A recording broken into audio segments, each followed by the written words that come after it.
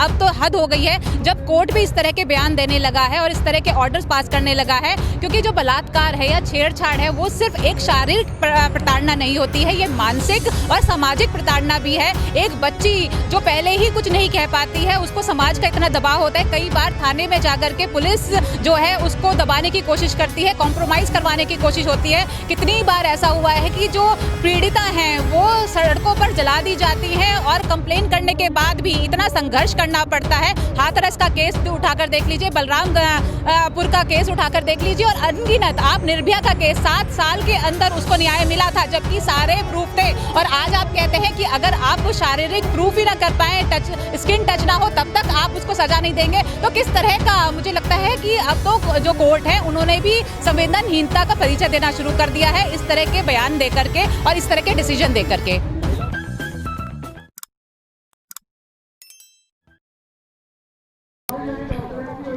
Ma'am, Mumbai high court का एक बयान आया है, काफ़ी चौंकाने वाला बयान है। जो नाबालिग बच्ची है उनके साथ छेड़छाड़ की घटना को बड़े लाइटली तरीके से उन्होंने देखा है। क्या कहेंगे आप?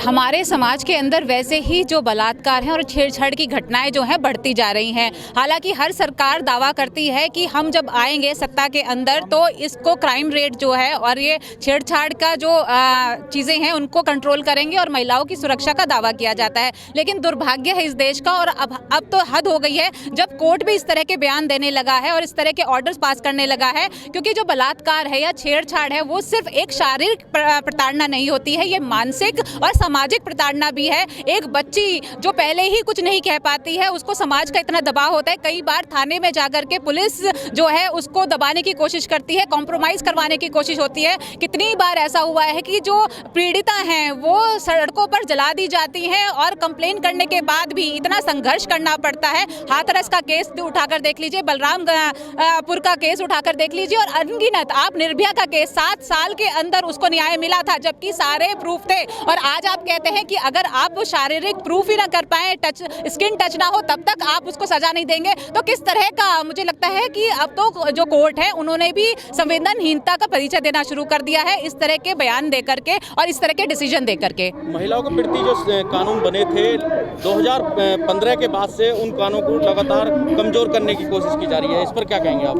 देखिए, कानून तो है, कानून पहले भी थे, लेकिन इम्प्लीमेंटेशन नहीं होता है हमारे देश के अंदर। आप पुलिस थाने में चले जाइए, आपको जूते घिस जाते हैं, पहले तो एफआईआर, और अगर कोई बड़ा व्यक्ति हो तो उसके खिलाफ तो आप करवा ही नहीं सकते। कई एग्जाम्पल आ चुके हैं कि किस तरह से जो बड़े पूंजीपति होते हैं या जो इन्फ्लुएंशियल लोग होते हैं वो किस तरह से केस को दबा दिया जाता है और जो गरीब तबके की महिलाएं होती हैं उनको मार दिया जाता है, बीच सड़कों पर जला दिया जाता है, एसिड अटैक होते हैं और कई महिलाओं को कई बार जाने के बाद भी न्याय नहीं मिलता है। सालों साल वो कोर्ट के अंदर धक्के खाती रहती हैं। आप निर्भया का केस देख सकते हैं कि 7 साल में जबकि सारे प्रूफ थे तब भी उसको न्याय नहीं मिला। तो आज आप कोर्ट पे अगर इस तरह के बयान देते हैं कि आप जब तक शारीरिक टच ना हो तब तक आप उसको दोषी नहीं ठहराएंगे, तो दुर्भाग्य है देश का, क्योंकि सबसे ज़्यादा महिला को पता होता है कि उसके साथ बदतमीजी हुई है कि नहीं हुई है, उसके साथ यौन शोषण हुआ है कि नहीं। ये आप जज या वकील या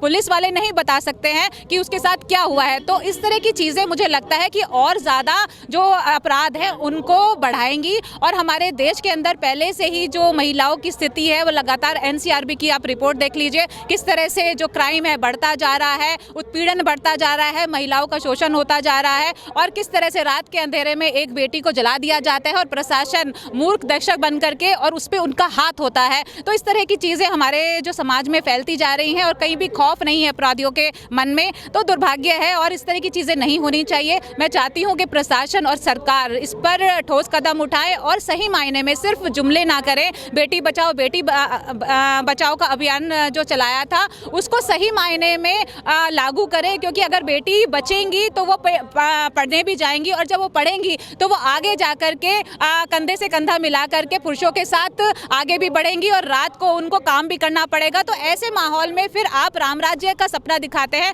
तो राम राज्य में जब बेटियां सुरक्षित नहीं है और इस तरह से कानून आएंगे, जब उनकी कहीं सुनी नहीं जाएगी, उनको दबाने की कोशिश करी जाएगी, तो मुझे नहीं लगता है कि महिलाओं को अधिकार मिल पाएगा और वो कंधे से कंधा मिला करके चल पाएंगी। मैम, न्यायपालिका के इस फैसले के बाद कहीं ना कहीं जो अपराध है वो भी बढ़ेगा, खासकर जो जुगनाइल हैं उनके लिए। देखिए, पहले से ही अपराध बढ़ चुके हैं। अब तो आप ये देखिए ना, पहले आप कहते थे कपड़ों की वजह से अपराध होते हैं। कई जो हमारे नेता हैं वो इस तरह के बयान दे चुके हैं कि महिलाओं की वजह से वो कपड़े ऐसे पहनती हैं, इसकी वजह से। अब तो छोटी छोटी बच्ची, 1-2 साल की बच्चियों के साथ भी बलात्कार हो रहे हैं। तो आप इस तरह के बयानबाजी नहीं कर सकते हैं। ये जो क्राइम करते हैं ये मानसिक रूप से बीमार लोग होते हैं, इनको पहचानना और इनके ऊपर एक्शन लेना, और सरकार एक लोगों के अंदर खौफ पैदा करे इस तरह के कानून और उसका इम्प्लीमेंटेशन जब तक नहीं होगा तब तक ये अपराध बढ़ते रहेंगे।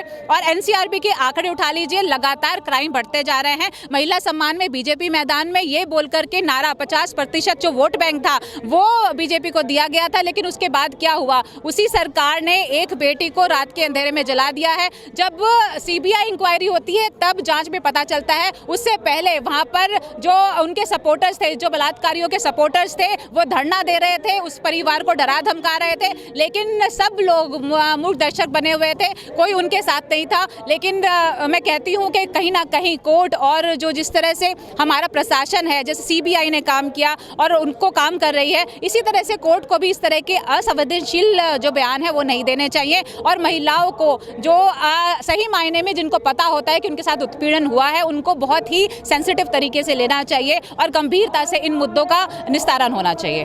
ठीक है, थैंक यू। हाँ भैया, 1 मिनट बोलना।